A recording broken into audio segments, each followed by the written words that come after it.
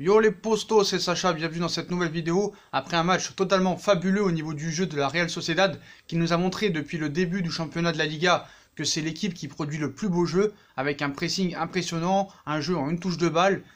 Ils ont marché littéralement sur le Barça cet après-midi, donc ils ont été malmenés, hein. Le Barça a été accroché par la Real Sociedad avant le Classico mercredi, donc le leader catalan a effectué un déplacement périlleux à la Real Sociedad ce samedi après-midi. Ils ont vraiment été en souffrance, hein. Les hommes de Valverde ont partagé les points, 2 buts partout face à la Real Sociedad et restent sous la menace du Real Madrid. Donc comme on le sait, le Barça a beaucoup de mal à l'extérieur, mais bon, souvent l'équipe adverse ouvre le score depuis le retour de Messi et le Barça arrive à gagner 2 ou 3-1. Mais au niveau du jeu, le Barça c'est flippant, surtout à l'extérieur. Je suis désolé, c'est une équipe fantôme à l'extérieur. Même Messi, à part la passe décisive qu'il donne à Luis Suarez, il n'y a rien du côté du Barça cet après-midi. Bon, certes, la Real Sociedad a mis de l'intensité, un jeu très très haut, un jeu très rapide, mais je suis désolé, le Barça, faut en parler. Donc certes, Antoine Griezmann va mieux, il s'adapte mieux, il est moins ancré côté gauche, il est parfois plus libre, et il se déplace un peu mieux, c'est bien mieux que dernièrement. Voilà. Collectivement, on assiste encore à une bouillie, c'est une bouillie, je suis désolé, infâme côté Barça, c'est catastrophique, ça n'arrive pas à aligner 2 passes. La Sociedad a été bien plus convaincante et on pouvait s'y attendre, vu le niveau de jeu du Barça à l'extérieur depuis le début de saison et la Real Sociedad. Voilà. Donc c'est le néant collectivement côté Barça. On assiste encore à une bouillie footballistique, voilà, faut le dire. On se sauvait uniquement par le talent de Griezmann et j'avoue Piqué derrière qui a été impressionnant et pour moi qui est l'homme du match côté Barça. Voilà, et la Real Sociedad avec des Odegaard, des Januzaj, tout ça, c'est un régal. C'est un régal à avoir joué, je suis désolé. Bon bref, on va revenir sur certaines choses. L'arbitre, on parle d'un penalty à la toute dernière minute. Pour moi, ça peut se siffler comme ça peut pas se siffler. On a l'impression que Piqué est accroché à la fin, mais on a l'impression aussi que Piqué fait une prise de catch au défenseur. Donc c'est très dur de siffler. Vraiment, c'est très très dur de siffler. Pour moi, il n'y a pas penalty. Voilà, qu'on me dise pas, je suis anti-Barça. S'il y avait eu faute sur Piqué, j'aurais dit il y a faute et il y a penalty pour le Barça. Mais pour moi, ça se siffle pas. Parce que pour moi, c'est plus Piqué qui fait la faute sur le joueur que l'inverse. Après, peut-être que je peux me tromper, mais je pense pas me tromper. Donc voilà. Donc vraiment, ils ont été en souffrance avant le Classico mercredi. On sait que le Real Madrid va vouloir en profiter et revenir à hauteur du Barça et prendre de l'avance, voire 2 points d'avance. Donc dans le cadre de cette 17e journée de Liga, donc le Barça se déplaçait à la Real Sociedad. On va regarder un petit peu le match, on revoit les occasions ensemble. Je peux pas vous les montrer à cause de droits d'auteur, mais voilà. Donc victorieux de Mallorca le week-end dernier, 5-2. Les Blaugrana visaient un 12e succès cette saison en championnat et voulaient conserver leur place de leader. Donc côté Real Sociedad, on souhaitait évidemment se payer le scalp du club catalan après le nul concédé à Valladolid 0-0 et viser le podium. Voilà, la Sociedad pouvait viser le podium en cas de victoire. Donc pour y parvenir, Imanol Alguacil, très très bon entraîneur, révélation cette année, a aligné un 4-2-3-1 avec le seul Isaac en pointe. Côté Barça, Ernesto Valverde optait pour un 4-3-3 classique avec le trio Messi, Suarez, Griezmann en attaque. Donc dès les premières minutes, les Blaugrana se faisaient bousculer par la Real qui prenait le jeu à son compte. Par 2 fois, les centres de Doriazabal, très très bons, semaient la panique dans la défense catalane, 2e et 4e minute de jeu. Donc le milieu offensif, très actif lors de ce match, il était partout en début de match.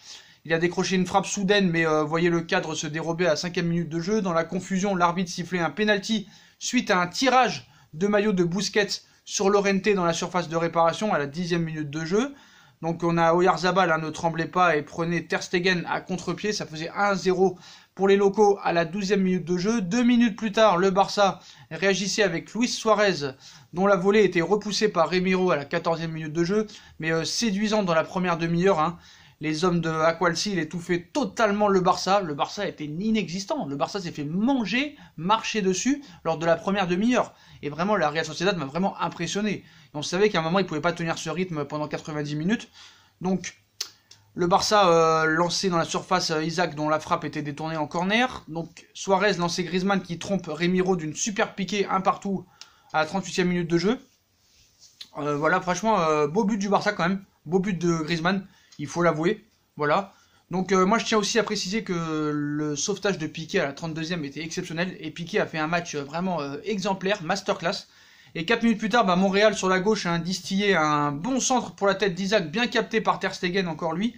Dans la foulée, le Barça partait en contre et Suarez lançait Griezmann qui trompait Remiro d'un superbe piqué, un partout à la 38e minute de jeu. Donc après, on a vu un Ter Stegen qui s'est un petit peu loupé. Au retour des vestiaires, le FC Barcelone prenait carrément l'avantage. Busquets lancé dans le dos de la défense, Messi. Et la Pulga servait sur un plateau, un caviar, voilà, un caviar, du saucisson carrément. Sur un plateau, Suarez qui n'avait plus qu'à pousser le cuir au fond des filets. 2-1 pour le Barça à la 49e minute de jeu. L'attaquant uruguayen en profitait pour inscrire son 9e but de la saison en Liga. Donc un deuxième but qui libérait les Blaugrana et Griezmann bien servi par Piqué se heurtait à Remiro à la 51e minute de jeu. Les hommes de Valverde manquaient le troisième but sur un corner frappé par Messi. Piqué prenait le dessus dans le domaine aérien et voyait sa tête sauvée sur sa ligne par Zubeldia à la 58e minute de jeu. Pour moi, notamment du côté du Barça, bien sûr. Du côté du Barça, Gérard Piqué a été l'homme du match. Franchement, ça fait longtemps que j'ai pas vu un Piqué à ce niveau-là, et il faut le préciser. Donc, contre toute attente, la Real Sociedad revenait au score peu après l'heure de jeu. Sur la gauche, Oyarzabal décalait Montréal, dont le centre était mal négocié par Ter Stegen. Voilà, petite faute de main de Ter Stegen, c'est quand même pas banal de ces derniers temps. Ter Stegen est vraiment un monstre en ce début de saison et pour moi il est l'un des meilleurs gardiens du monde, mais voilà, il se loupe. Et voilà, comme quoi ça arrive à tous les gardiens et tous les très grands gardiens de se louper au moins une fois dans un match. Donc Alexander Isak suivait bien et poussait le ballon au fond des filets. 2 buts partout à la 62e minute de jeu. Donc une égalisation qui a complètement galvanisé la Sociedad. Voilà, les protégés d'Imanol Alguacil. Odegaard s'infiltrait dans la défense catalane et décrochait une frappe qui passait au-dessus à la 68e minute de jeu. Le Barça était complètement acculé, complètement pris de vitesse de partout.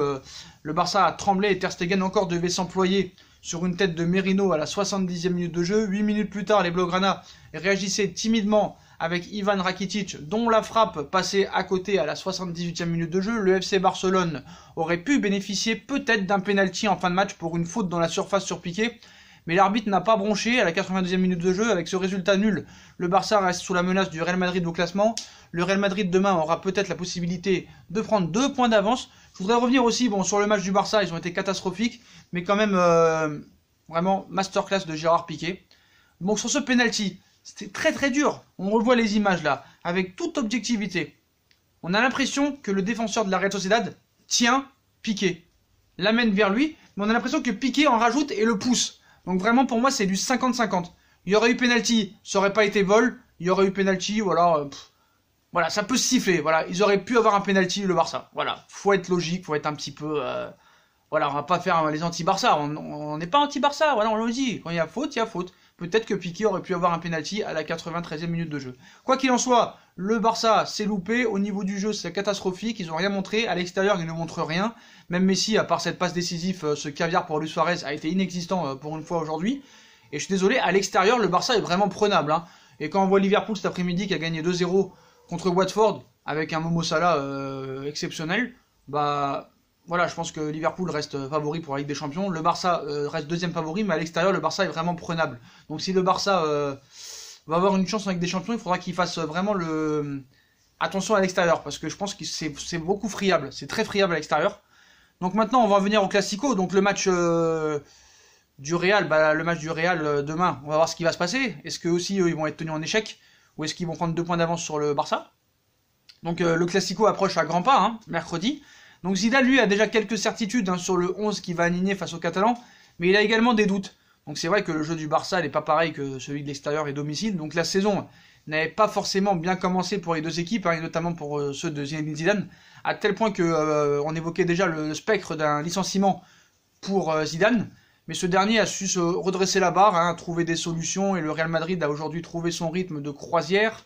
Co-leader du championnat avec le FC Barcelone de Lionel Messi, le club de la capitale espagnole est sur une série de 10 rencontres, 8 victoires, 2 nuls, sans connaître le moindre défaite, depuis cet échec sur la pelouse de Majorque le 19 octobre dernier.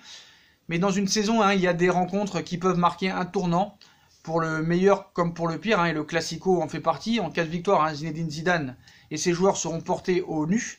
S'ils venaient à perdre, toutes les belles choses montrées ces dernières semaines seront immédiatement oubliées. Donc on verra demain ce qui va se passer à Valence, à Mestalla, où il n'est jamais facile de gagner. Ce mercredi 18 décembre, Zizou n'aura pas le droit à l'erreur, et c'est également le cas pour son homologue Ernesto Valverde. 2 coachs qui seront sous pression lors de ce match, qui n'a pas forcément les faveurs de tout le monde à Barcelone. Donc Zidane va sûrement jouer en 4-4-2 hein, demain. Pareil pour le Classico, donc et pour ce choc entre les deux ennemis du football espagnol. Hein, Zidane a toujours des doutes. Donc on affirme que le Français ne sait pas encore quel 11 il alignera sur la pelouse du Camp Nou. On verra un petit peu les premiers éléments de réponse demain contre Valence. S'il sait qu'il va miser sur ce 4-4-2 en losange, comme on a l'habitude de voir contre Bruges ou contre Paris au match retour, qui avait notamment bien fonctionné face au Paris Saint-Germain à Bernabeu, il hésite entre Luka Modric et Isco pour ce poste de quatrième milieu, alors que Fede Valverde, hein, Casemiro et Kroos vont sûrement démarrer la rencontre, hein, parce que Valverde, franchement, il est impressionnant depuis quelques semaines. Donc devant Eden Hazard étant absent, il va falloir trouver un compagnon de route à Karim Benzema. Trois noms se distinguent logiquement, Gareth Bale, Vinicius Junior et Rodrigo. L'entraîneur tricolore n'aurait donc pas encore tranché. Je pense que demain, vraiment, on va voir ce qui va se passer au niveau de l'attaque. Hein, ça va être intéressant de voir. Sachant que le Barça aura 24 heures de récupération. En plus, hein, donc le Real joue un jour après. Chacun de ces trois joueurs ayant des atouts, mais aussi des défauts. Deux positions indispensables qui sont encore floues, hein, où Zinedine Zidane va souvent devoir trancher entre expérience, j'ai envie de dire, expérience avec Karim Benzema et fraîcheur sur les côtés. Donc le match du week-end face à Valence pourrait l'aider, on va dire, à se décider. On verra les performances des attaquants de demain soir. Donc on sait que Benzema jouera, mais avec qui? C'est ça toute la question.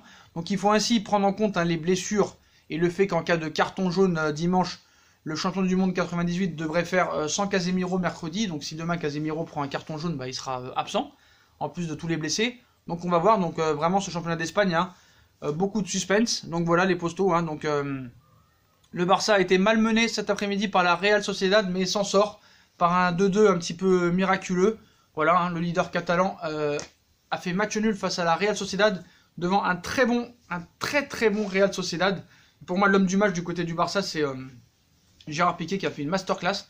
Et Odegaard du côté de la Real Sociedad, un très très bon joueur prêté par le Real Madrid. Donc voilà, il a un petit peu aidé le Real à mettre en chute le FC Barcelone. Donc voilà, 2 buts partout, les postos.